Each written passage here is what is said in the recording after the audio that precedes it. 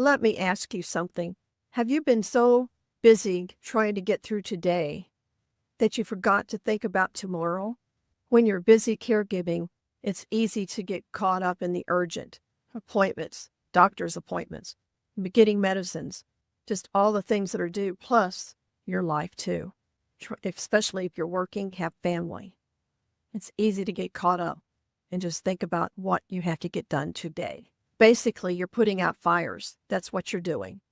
And after a while, it really wears on you, doesn't it? But what happens when time keeps moving and you suddenly realize that the future is getting closer and closer? Especially if you're looking at retirement. You put yours on hold, but the future is getting closer and closer because your caregiving is taking a lot of your time up.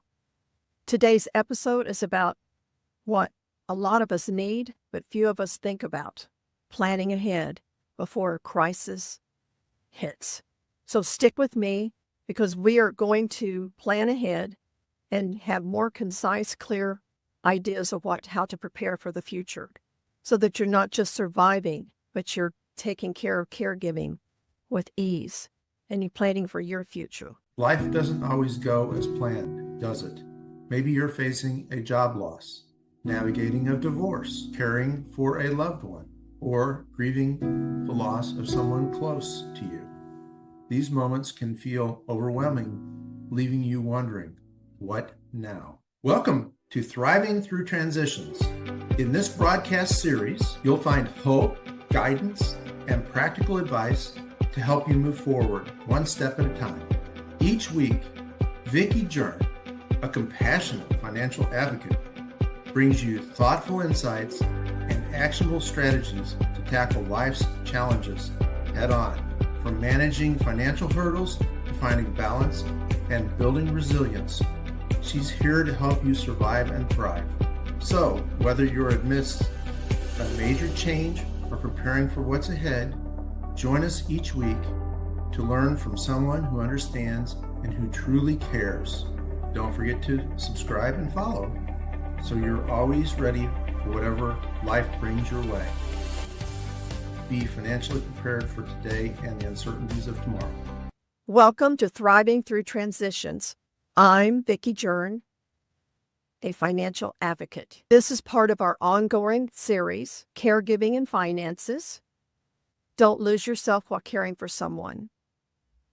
And today's episode is about planning ahead without regrets. Let's be honest, most people don't like to plan ahead because it's either they're just too busy, they think they'll get to it, they really don't want to know because they don't think they planned the right way or have been saving the right way, or they may think that they're tempting fate. I have run across several people that do plan ahead, and it makes life a lot easier. So today I would like to talk about planning ahead, especially when you're a caregiver. Planning isn't about experiencing the worst. It's about creating peace, direction, and peace of mind, and actually about protection also.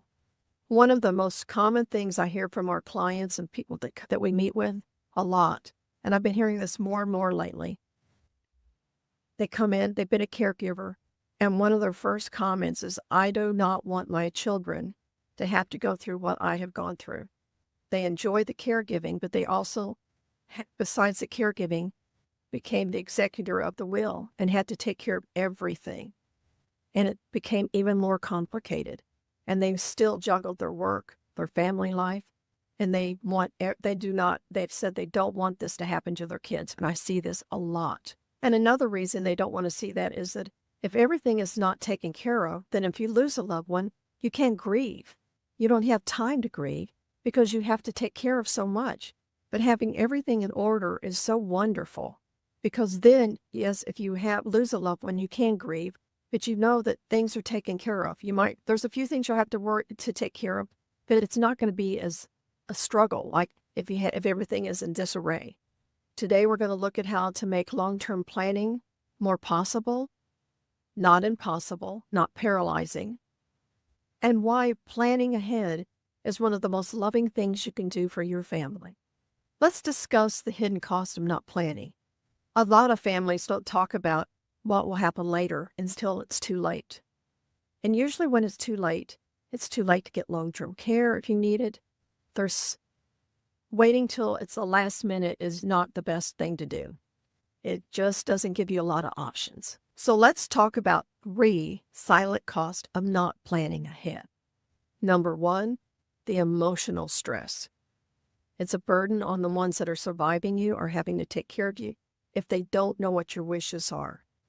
If you have to go in the hospital, there's no power of attorney, financial or medical power of attorney. It just makes it so much harder. If something happens to you and you don't have your wishes, and I know this is a little down further along as far as caregiving, but if you pass, if they don't know what you want, what your wishes are for your demise, then that makes it harder for the family because sometimes they don't get along in making those decisions. Number 2, financial strain.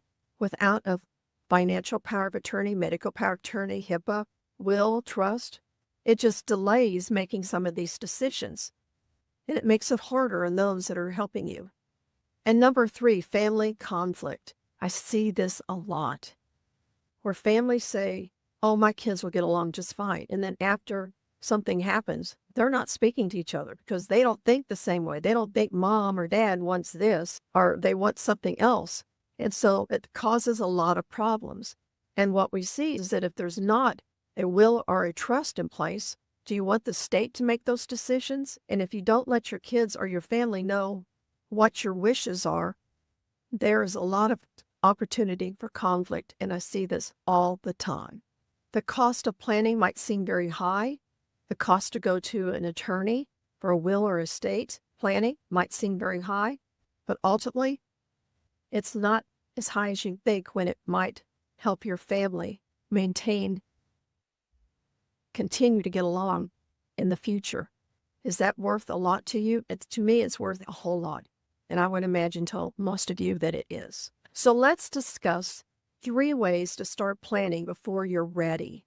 1, start the conversation.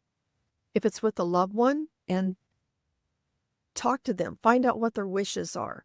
And also your siblings. You all need to talk with the family member and decide what they want and how you all can work together.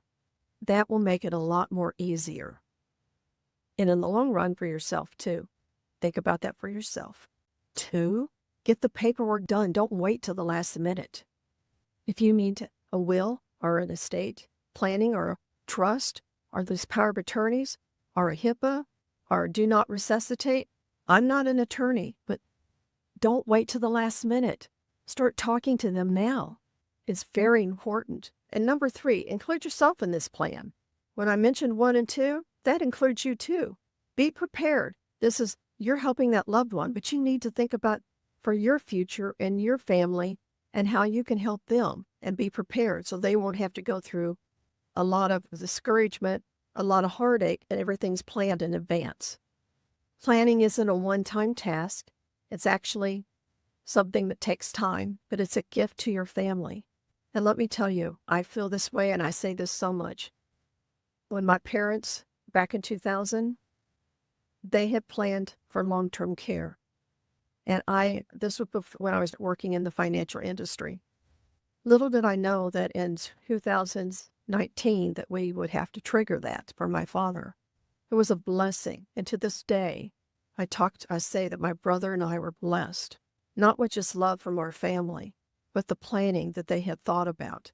And they didn't wait to the last minute. So this is something you can give your family as a gift. I always like to tell the story of one of our clients that came to us several years ago. And he was very ill, and he wanted to make sure that his wife was taken care of if something happened to him. He had hopes that everything would work out, but he wasn't sure. And it was really hard for when they'd come in to talk. You don't want to think about your demise. But ultimately, he ended up passing. And what he did and what they had planned was a blessing for her because she was able to grieve and all the paperwork was in order. And she could grieve and ultimately didn't have to worry about how am I going to pay for these bills coming up. It was all planned, even to the point where their funeral was planned. It made life so much easier. And I always think about the gift that he left his wife. It was such a blessing. And to discuss 3 questions that caregivers usually come to me and ask. Question number 1, how do I even start talking to my family about this? I hear this so much, Carl and I do. And for some families, it's an easy conversation, finding out what they want. But for others, we hear a lot that the grown kids will talk to mom and dad don't want to talk about it. They're very tight-mouthed and closed-mouthed. Sometimes the grown child or grown person will think that it's because the parent might think that they're wanting their assets, but that's not what we're hearing, is that they're really wanting to know what to do, who will take care of that parent, have the power of attorney, is everything in place. So have these conversations, and it might be hard, but just let them know where you're coming from. Question number 2, what legal or financial steps should I take? I'm not an attorney or a CPA. We work with both attorneys and CPAs, but I would highly recommend that you contact an attorney and you start looking at whether you need a will or a trust or both. Have your power of attorney, medical and financial power of attorney, and also HIPAA, and talk to that attorney and let them know what you're thinking and what your plans are and how you want things handled for you. But also, if your parent doesn't have this, talk to them and help them. Maybe go with them to this attorney. We had to have an attorney that's close to our office, and a lot of times we see older parents with their older their kids, and they're not kids but grown kids with them, so that they can get everything in order, and it's a blessing. And question number 3, how can I plan for myself when I'm overwhelmed taking care of my loved one? You're just going to have to take the time, and it just one step at a time. You just take an hour, maybe every other day, every week.